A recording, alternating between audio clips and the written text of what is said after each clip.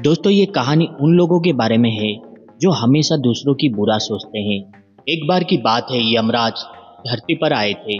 वो काफी लंबे सफर करने के वजह से थके हुए थे और उन्हें जोर से प्यास भी लग रही थी। इसलिए उन्होंने एक व्यक्ति को देखा और उसके पास जाकर कहने लगा कि वत्स, मुझे जोर से प्यास लगी है, क्या तुम मुझे पानी पिला सकते हो?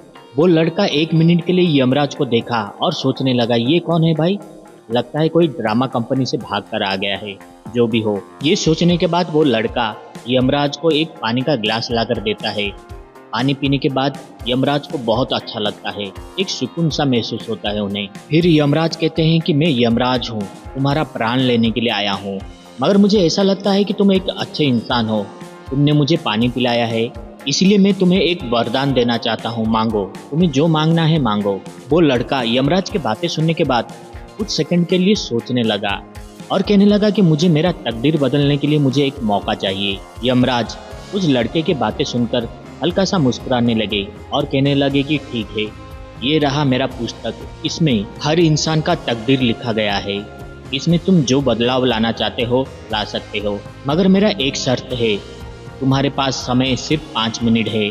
5 मिनट के अंदर तुम्हें जो भी बदलाव लाना है वो ला सकते हो। ये कहकर यमराज उस इंसान को अपना पुस्तक दे देते हैं। वो लड़का पुस्तक पाकर बहुत ही खुश था, उसे अपनी तकदीर बदलने का एक मौका मिला था। उसने जैसे ही उस पुस्तक का पहला पन्ना उठाया, उसने देखा कि वहाँ पर लिखा था उसके पड़ोसी का 10 लाख का एक कार लॉटरी में निकलने वाला है। ये पढ़ने के बाद उस लड़के को अच्छा नहीं लगा।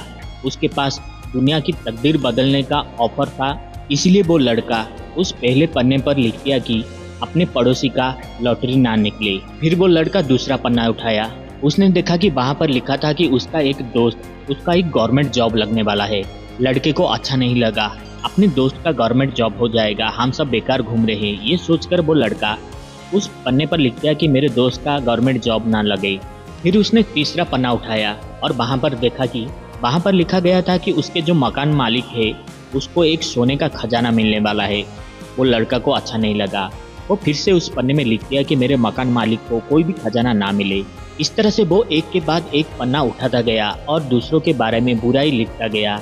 ऐसा करते करते आखिर में उसका नंबर आया। उस पन्ने में लिखा गया था कि आज उसका मौत होने वाला है। जैसे ही वो उस पन्ने में कुछ लिखने के लिए जाता तो यमराज उसके हाथ पकड़ लिए और कहने लगे कि बस, तुम्हारा समय समाप्त हो गया। मैंने तुम्हें अपनी तकदीर बदलने का 5 मिनट दिया था, मगर तुमने दूसरों की ही बुराई लिखने में अपनी समय बर्बाद कर दिया। अब कुछ भी नहीं हो सकता है, अब तुम्हें मेरे साथ चलना ही होगा। ये सुनने के बाद वो लड़का बहुत ही पछताने लगा। अब वो कर भी क्या सकता था, समय बीत चुका था।